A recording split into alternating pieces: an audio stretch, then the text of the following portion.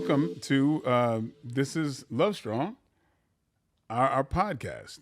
Yes. And today we are going to talk about the myth of the one woman man. Okay?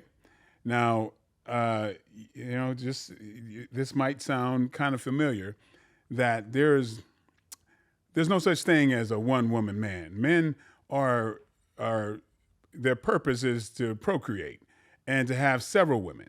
That's why in the kingdoms of the past, people had all kinds of women. One man can marry several women. That just goes way back. That's the nature of men.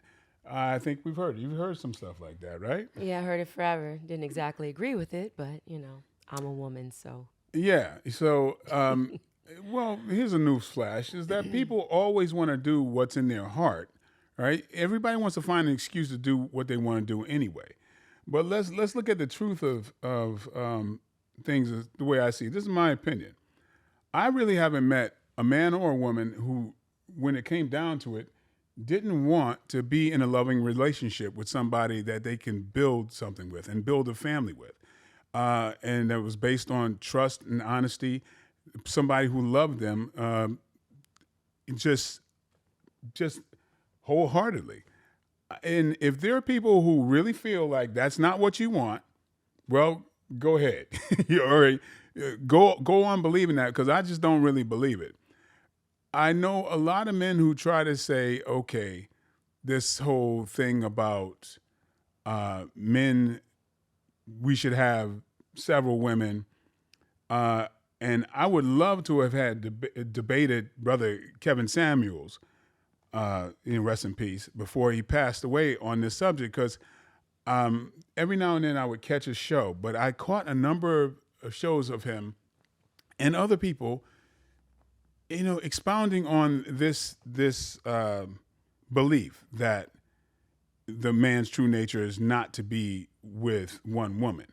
And Brother Kevin would say, I believe I'm paraphrasing, he'd say, show me a successful man who doesn't have more than one woman. And I was like, wow, brother, I wish I could have debated you on this, because I would argue that the majority of every successful man that I know has a woman who is their partner in every aspect of their business and their personal relationships. And where you think this world is, where men will go out and the desire is to have all these other women, it's not reality. Show me that. Because if you start really thinking about the world as it is, if you just think about men as a whole, right? The majority of men are boring as shit. The majority of men that are walking right by you right now live a very comfortable, relaxed life with one woman. That is the norm. What we tend to do is look at these alpha males who have their choice of a flock of women and use them as the example. Somebody who has all these options where women are constantly after them. That is not the regular person, by no means. If you are driving the highway and you look at all the lights at night that are lit up, the majority of that are people living their comfortable lives. Okay, the world wouldn't function if it were this way and everybody wanted to cheat. Everybody's desire was to, get with as many women as they can and get away with it. I tell you, here is a disturbing fact about that, and I want you all to think about that. It seems to be exclusive to black men, and there's a big problem with that. Whenever I hear this bullshit, I hear it applying to brothers, black men, right? And we need to look at the history of that shit. Okay, only a few generations ago, we were revered for making children that were free labor on plantations. Okay, that was what we were. That was what our value was. Even my own father expound that kind of bullshit to me. Yeah, you're supposed to get with all these women. My father used to say, yeah, you cut holes in the condoms, see what fruit we bear. This is what my father taught me, that you're supposed to go out there and get as many women as possible. I grew up with that. And a lot of us grew up with that black buck mentality. But when you really look at it, it is within our ranks that we hear, what's up, player? What's up, pimp? And think that's supposed to be a good thing. When deep down, when we were boys, when we were young, did we want to grow up to be a pimp? No, you fucking didn't. You wanted to have the life that you didn't have growing up. That's the source of a lot of our pain, because we wanted a father at home. We wanted a mother that to care for us. We wanted all of that. A lot of times when we didn't have it, that is one of the reasons why we lashed out. That's why we were violent, because we were denied that. And now we get in our adulthood, and we have to try to embrace that bullshit. Believe me, you're not gonna hear this from very many people, but brothers, people like so many cats out there. What we're from, we're supposed to have all these different women, and that's our nature. And women needs to deal with that. Know where that's coming from. But hear this, okay? I'm coming from a place where I know, and I have an experience unlike a lot of brothers out there. I would argue with Brother Kevin, rest in peace, that his circumstance and my circumstance are completely different. I didn't need money to get women. I used to have about 14 at one time, and I would always, because I thought that's what I was supposed to do, have all these options, right? And like I said, it wasn't a money thing. I just knew that I knew how to, I had game. In my mind, and I was, somewhat honest with all of them, that I would go, okay, well, this is what I'm supposed to do. And all of them, I mean, they were all fine. Sad to say, and I'm going to be very honest. Well, Gillian and I, when we dated, well, that was my scenario. I didn't tell her how many other girls I was dealing with, but because when we would get together, it was just great. I didn't have the chemistry with the other ones that I had with Gil, and I hate that I wasted that fucking time of my life doing that, because I could have. This was the woman of my dreams, and I almost lost her behind that bullshit, because I grew up with thinking that an alpha male is supposed to have all of these women, right? And when deep down, I always wanted this right here. And I can tell you with every ounce of my being that when I was dating all these women, and when I was at the height of, and I was like the envy of all my fellas, all my friends who looked up to me, man, you dating this? And a lot of them were very well known. It wasn't about my money. I didn't spend nothing on nobody, right? So it was about, well, I was an alpha male, and there was a lack of them. So women were willing to share my ass, right? So I had the optimal situation. Nobody can argue that. And I thought I was the man behind this shit. I absolutely did that. And so because I had so many, I was pretty straightforward. I wasn't going through a lot of problems because I wanted to get somebody off the roster. But then as the nature, like I said, a lot of women dealt with that. It was, so as I sit here now, I have never been happier in my life than I am with my wife. And I wish I had learned that to dispel that bullshit a long time ago, because there's no comparison. My life now is happier than I ever dreamed it could be. There is nothing about that lifestyle, nothing that touches the quality of my life now. And this is just from my heart. I hope just any brother, any young brother hears what I'm saying and realizes that the truth is, deep down, this is what we want. We want someone to love. That's in our nature. Fuck the bullshit that people taught you about being a black man and having a bunch of women. I almost learned the hard way.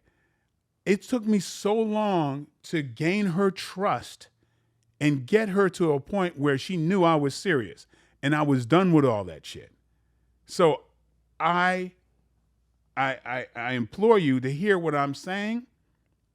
I implore you to know that I've lived what you might call that optimum life that people only get once they make a lot of money and you got a whole bunch of people after you because of your money.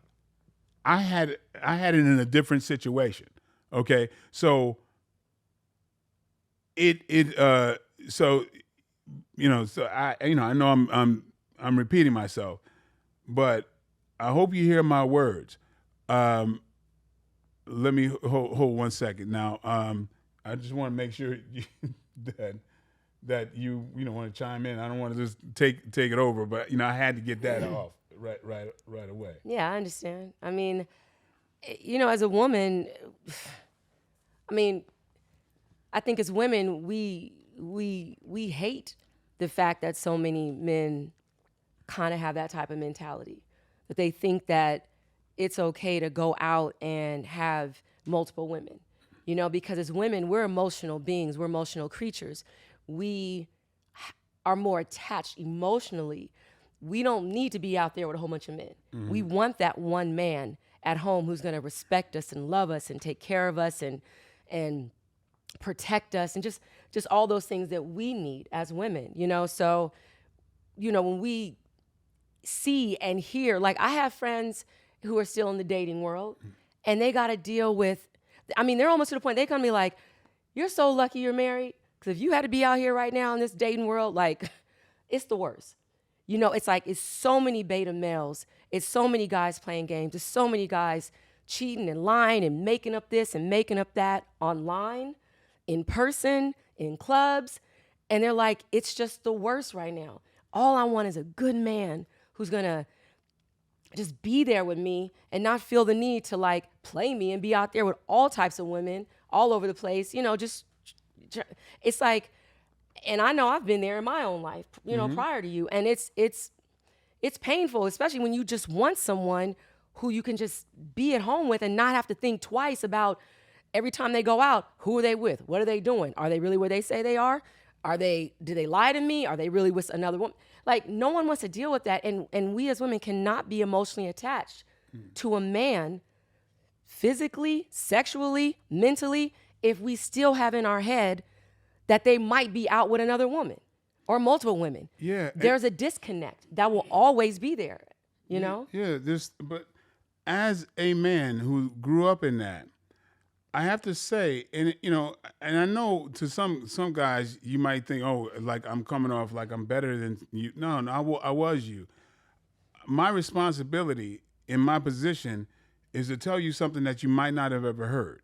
And why am I doing this? Because I want, I think I'm put on this earth as a servant. And yeah, I could entertain you through the movies, but if I can touch you with this message and that makes your life better because you had to get out of this bullshit that you've been trained to believe, well, then that means a lot more to me. And so coming from my perspective to know that, man, I stepped into my true manhood. And because of that, so many things came to me. Money has come to me. My integrity. When I walk in the room, I know I have the respect of others. I have the respect for myself first and foremost because I'm not a man who lies. And deep down, the true manhood is you stand in your truth. Now, okay, if you want to date half the world, well, be honest about that. Don't lower yourself and be some punk that has to lie. So, because a real man stands on the truth. So for me, I had no idea that really applying myself into a relationship 100% was going to yield me so many great results. I stepped myself up, and then she became very trusting of me, and then I got the best out of her. And we just kept elevating it. And believe me, since I'm somebody who's dealt with a lot of different women, and I'm telling you right now, there is not one reflection of anything in those relationships that I look back on that even compares to what we have now. It really does. I mean, there's no, I don't even cheat in my imagination or my dreams or anything. When I have only one woman in my heart and I have trust and all of that, you don't know the quality that everything has to it. I would say, okay, if there's men out there who are fathers, right? I'll try this analogy because it's hard to describe.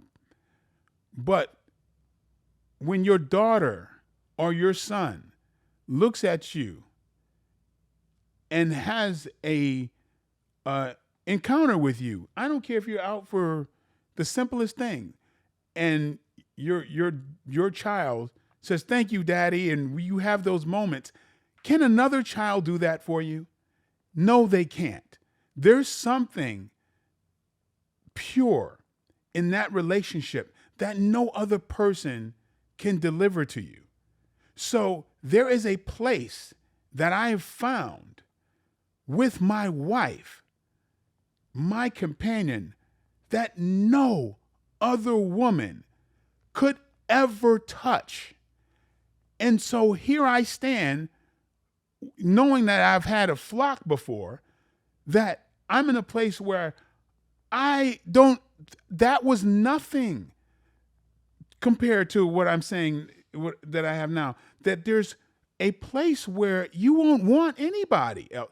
I didn't think that was possible. I used to always think I would have my side chicks because that's how I grew up. Good men had their side chicks in check. I grew up that way, okay? I believed that was the way that you were supposed to live until I found out something different. And I know a lot of men who are where I am. And the difference is they're not coming back and teaching it. They're not talking about it. They're not talking about the equity they have in their family and how fucking silly it is to think that you would jeopardize that. For what? That's like, I can't even bring an analogy to think of the idea of thinking that I can get a portion of what I have with my wife from somebody I don't know. It's like wanting to drive my car off a cliff. Like, it's similar to that. Like, why would I want to do that and destroy everything I have that's valuable? Why is this podcast and you being so open now, why is it happening now particularly? Well, now should always be the time it should happen. It can't happen before. I don't want to sound like a dick, but this is actually something he's been wanting to talk about for a long time to the audience. This is something he's been talking about for years. Yeah. We just finally found a platform that we want to help others kind of elevate themselves in terms of who they are and in their relationships. So I think that's why we're doing it right now. Oh yeah, and it's important because it's just, I mean, we've said things to this degree Uh, well, not till this degree, Yeah, in the but area. it gets to a point where come to a point where you go, no, something has to be said. See, I really didn't even want to be putting myself out in social media. I was like, no, well, we're living, we enjoy our life. Just Our privacy. let's don't Yeah. put ourselves out there for like haters and all that bullshit. I'm like, well, why would we do that? But when she started helping people online and keeping in contact with people, and then I felt like as a man, I need to support her. That's what got me involved. But now that I know that there's brothers that stop me all the time that say, man, thank you. I learned so much from things that you've said. And we've grown up with a lot of trauma and a lot of dysfunction. I know I did. And nobody's telling you that there's just a much better way. And people come to us all the time and say, hey, can you share? I want to get what you guys have. And that's where we are. So we've been selected to do this. This is not a money thing. It's not from ego or anything like that. And, we always there's going to be haters out there. There's somebody out there right now with this kind of face going, what they talking about or whatever, and looking for a reason to say some dumb shit. So, you keep swiping because your own punishment. We're here for people who are receptive Yeah, and to open to changing hearing their what we have lives to say. and maybe making their relationship better. Yeah. And I'm saying, brothers, it's a lot of it starts with how we were brought up. I know and I don't want to just blame our fathers or whatever, because they had it fucking worse than we did. They really did. Okay. So I don't want to hang all of that on them, but it's our responsibility to be the heads of our household. Life is gotten a lot easier now, and it's not making men. It's easier now for you to duck your damn responsibilities and not be a man, because there's going to be people on social media and all kinds of bullshit ass friends that's going to support all the negative shit that you want to believe. People don't fight anymore hand to hand. They do things from a distance. There's keyboard warriors. And it's, when you step up as a man, you feel it. And guess what? The whole world feels it. And they treat you differently. Things come to you when you do the work. I'm no innocent. I had to do the work. I had to erase all the bullshit that was in my life for me to get the life that I work for now. Gil, I think this came from a female. She asked, how do you keep your self-worth when you guys got together? Because she's struggling with her self-worth because of some of the men she's dated. Yeah, that's a really good question because, I've said this before. As women, many of us have been through a lot of trauma. We've been through a lot of pain, and from relationships, whether it's cheating, lying, backstabbing, just any of those things that kind of put that trauma in our lives that kind of mess us up for the next relationship. And I've been there too, where I've been in a relationship where after I got out of it, I felt insecure. I didn't feel pretty or good enough because I was questioning myself, like, why'd they do this to me? What's wrong with me? What now I'm looking at myself in a negative way, and I'm like, wait, and then, when I finally step back and go, wait a minute, there's nothing wrong with me. I'm great. I'm a wonderful person. So in terms of building your self-worth back up, you have to forget about what you've gone through, leave it in the past, and move forward. I know sometimes that could be easier said than done, but when you open yourself back up for loving relationships, you don't even know what kind of things are going to come in those doors. With Mike and I, we had a bit of issue in the beginning because of what he said. I didn't trust him. I had my own insecurities. This almost didn't even happen because I was like, I don't know if I want to go there and be put back in a position where I might have to deal with cheating or lying or any of that stuff that I just didn't feel like dealing with anymore. him being an actor, him being good looking, and nice body and groupies. I was like, why do I want to put myself back here again? But I had to let go of that pain.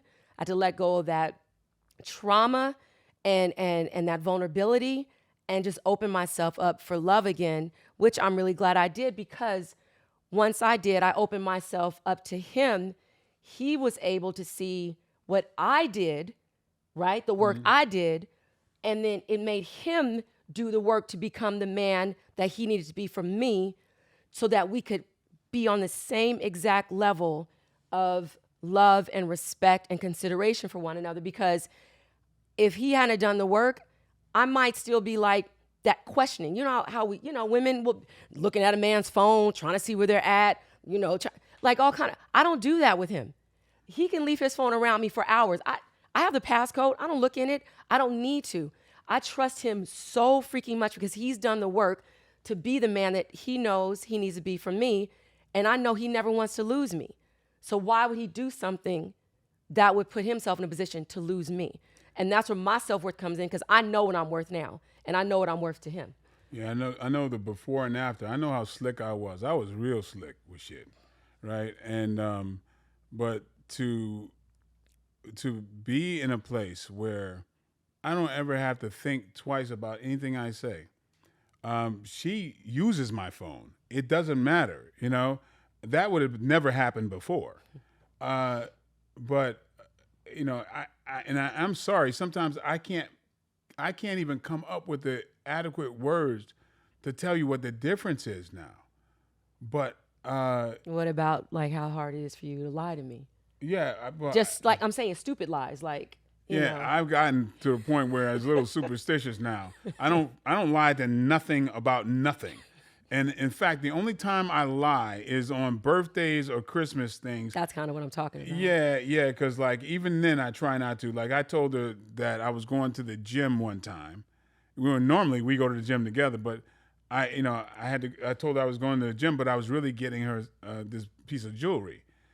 But I went and got the jewelry, and I was about to be on my way back, but I messed around.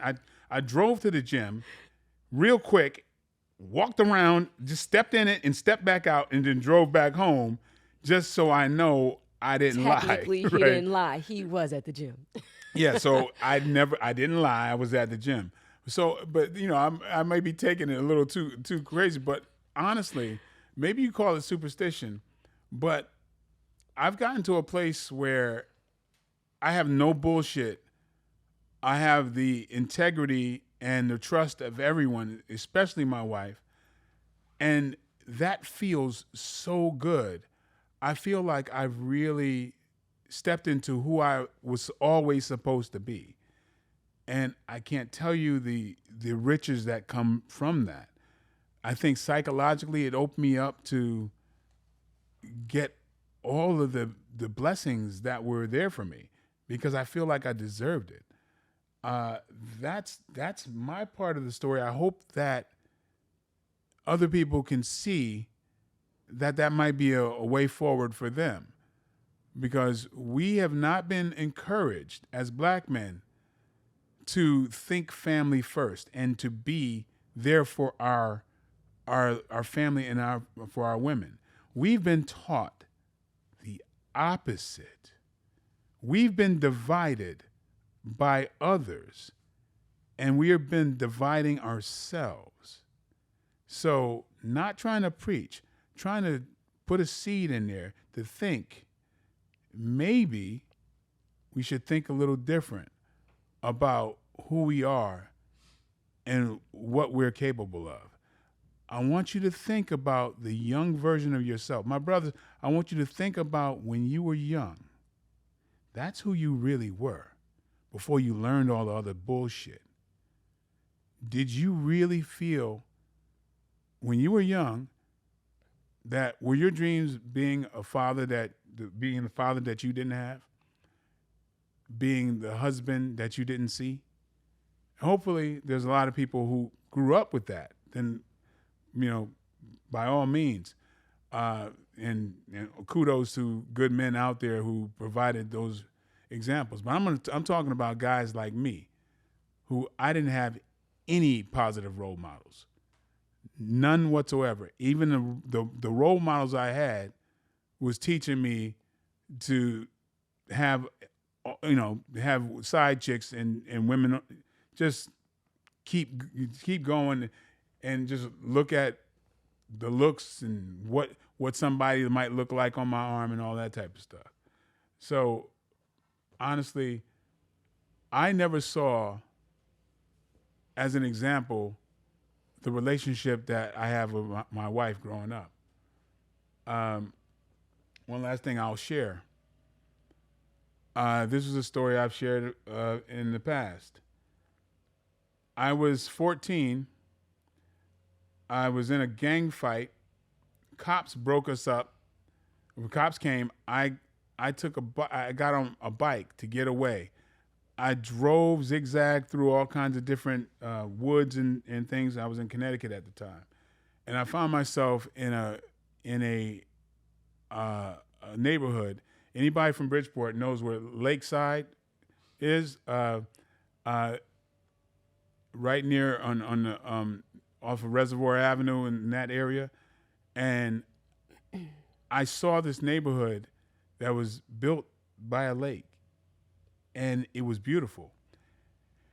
And I saw a young black couple moving into a house, and I sat on my bike and watched them for probably 2 hours in awe. There I saw an image that I wanted to become, and I said, from that moment on, I wanted to be like them. And that changed my life. I don't know if I'd be here if it wasn't for that image. So in honor to that image, I feel that one of the tasks I have in life is to provide that image for other people. I'm so lucky to have had that and to have become that in my life. This was my dream. This was why I was angry as a teenager. This is what the rage came from that caused me to be a street fighter and a martial art fighter and to build all the armor that I did.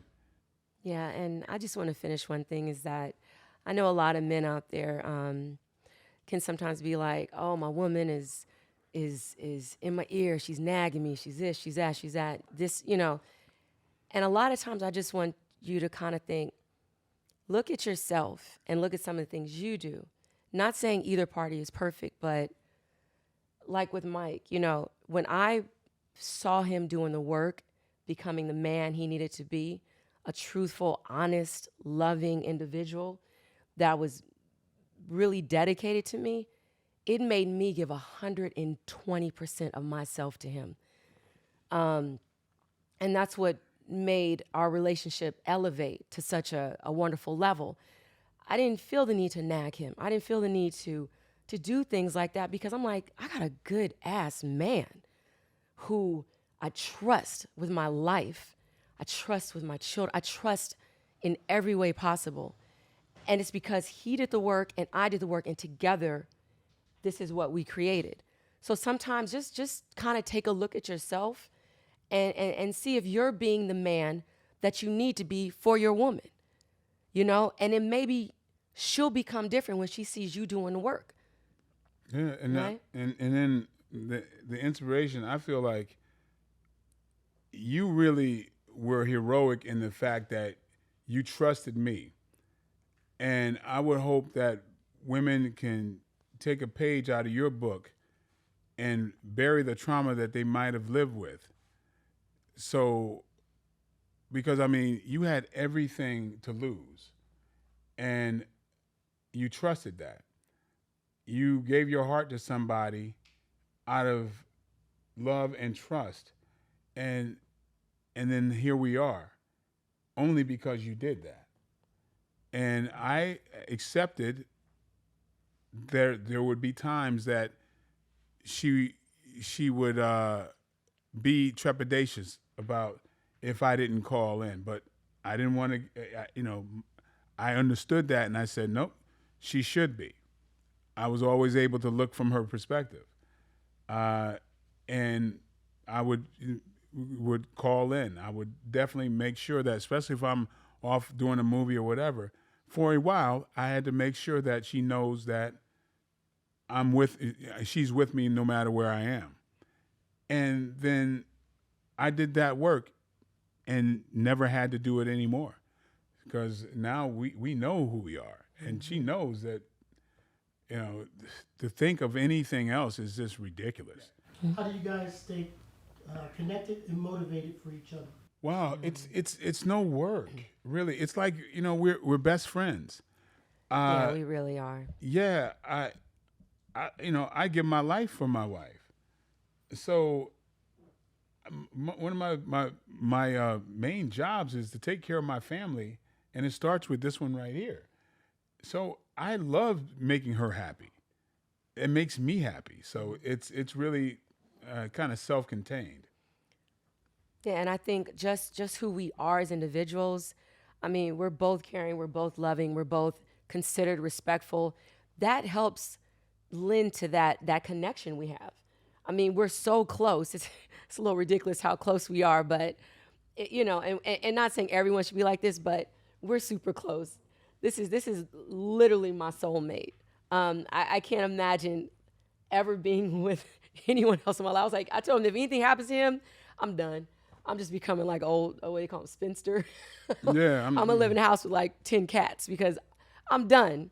It's just, and the way we motivate each other is just us being ourselves. Like we go out and get it done every day. Myself individually, himself individually, and together. We have a lot of fun. We have a lot of fun. It's ridiculous. I have more fun with her than any of my male friends I've ever had. And that's the truth. And so that's why it's just so easy. And when when we get into these conversations with men versus women, or my male friends is like, man, marriage is hard. I'm like, I don't want to be, I can't be a part of that thing, because they say it takes work. We don't really see it that way for us, because like I say, we're those best friends that see each other every day and never get tired of each other.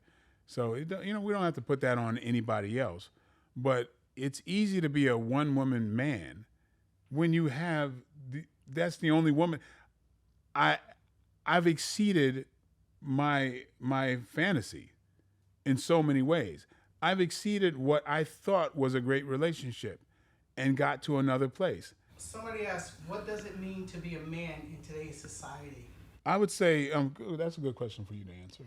Well, being a man in today's society. No, but no. What it takes to be a man in this society is you gotta police your damn self, because this society is so freaking weak now, right? You can get away with being such a bullshit person. I know, because I used to let myself be, because I was kind of like 95% straight up. I thought that was cool, because I was doing, a little bit better than other people. Mm-hmm. But if I'm 5% bullshit, then I'm bullshit.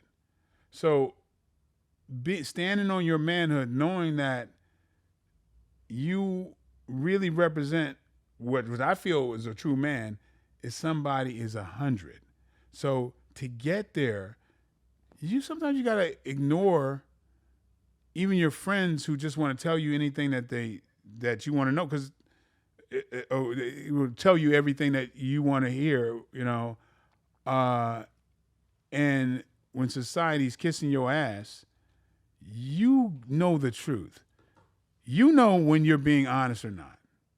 You can never hide from yourself, and you never get away with any amount of bullshit. So it feels so good when you know you could stand on anything you say. So that's what it takes, I feel, to be a man now. You got to police yourself, because unfortunately we don't have the village anymore that's checking our manhood and saying, yo, you need to step up. That's kind of why I'm here right now. Around what age did you feel like your maturity came to be a better man? I feel like my maturity came later. I feel like in my true man, this is going to sound weak and whatever, but I feel like once I got in this relationship and I was 100%, that's when I really became who I should have been all the time. Not just relying that I was a little bit better than other folks, you know, because on the real, I was like, you know, I mean, I would tell the harsh truth a lot of times just so I can get away with my lie when I need it. And I know guys out there heard what I just said. I know you heard what I just said because a lot of us do that. You know, we get the credit by saying, by being straight up when we need to. Just enough. Just enough. So when I do lie, I'll be believed. A lot of people are saying, thank you for doing this. It's been very positive. They feel like you two are giving a good message, and they feel like, somebody asked, do you feel like this society, the men today have a sense of entitlement? Absolutely. I feel like a lot of people in this world have a sense of entitlement, women and men, personally. Yeah, because It's I mean, elevated all of a sudden. Yeah, because we got it's this world with these imaginary friends. You know, you say, "Oh, these are my Facebook friends." Your brain heard the word "friends," but you don't know the difference. Your brain is telling you these are your friends. This is your team. Now, if that team, if there's not a lot of men that really make up your team, and when I say real men, then your team ain't that strong. And a lot of real men don't require being in a group. They don't need a team. If you have an individual, one strong individual man can keep you where you need to be. And a lot of times the group, there might be some adolescents up in there. Yeah, and That's a lot why of they're in times the I feel group. like they feed into that delusion. Is that people are so delusional nowadays that they surround themselves with people who just keep feeding that delusion. So it leads to that sense of entitlement because you think you know everything, or you think you have this above someone else, and it's like it's not the truth. No one's telling people the truth nowadays. You know. That brings us to a question that somebody said. It sounds great, but is there anything that you guys dislike about the other? Yeah, if there's something we dislike about it, the other, I wouldn't say dislike. I mean, No, it's like little stupid things like he'll leave cabinet doors open yeah, and doesn't close them, and I always have to go back and close them every Right. time he goes into something. But It's I not a laugh at myself. dislike. It's Yeah. funny. Yeah. Yeah, I it's- just shake my head. It's hilarious. yeah. So it's never, because you weigh things out, because the likes are way bigger than the dislikes, right? So how am I going to harp on a dislike when I got so many likes in the other column? What is your thought on the rise of domestic violence amongst professional athletes and people in general, and how do you think we can solve it?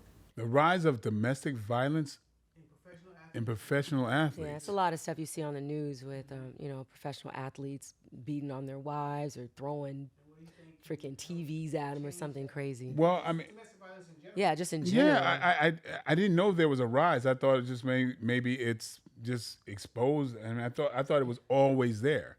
I'm sure it has been always there, but we're seeing it a lot more because of social media and Well, yeah, and you would news naturally programs see it and stuff. more, Absolutely, for yeah. social media. Right. Well, that connects to making real men nowadays. Yeah. Because because of the social media, everybody, including professional athletes, are deluded by the people that just respect money and power. And so nobody's telling them the truth. Nobody wants to be canceled. So these poor guys they're under the delusion that they don't have work to do. And a lot of them have a great deal of work to do, because, I mean, these people don't care as much anymore and pull each other aside, because maybe the person that can't pull you aside because they don't know no better themselves. Right. Yeah. And we're talking about professional athletes. It's kind of like a arrested development. Once they even get out of high school, their life doesn't really change very much. they're celebrated really early on, and they don't get a chance to really evolve. Yeah, I think when people are kind of put on pedestals, they think they're above a lot of things. So they think they can do certain things and treat people certain ways and get away with stuff that, and so it's just, it's a lot more of it. But Yeah. But know. we have those brothers like LeBron James and Steph Stephen Curry. Curry. This is good. Yeah, but good men out there, good professional athletes, yeah, and hopefully don't do people stuff like that. people look up to them as the leaders that they are. Absolutely. But there's a disproportionate amount of people doing the other stuff. All right. Well, right. thank you. Now, this one was the myth of the one man woman. LuvStrong. Strength in life, and strength in love, love. strength in health. Yep. Thanks, you guys. All right. Take care.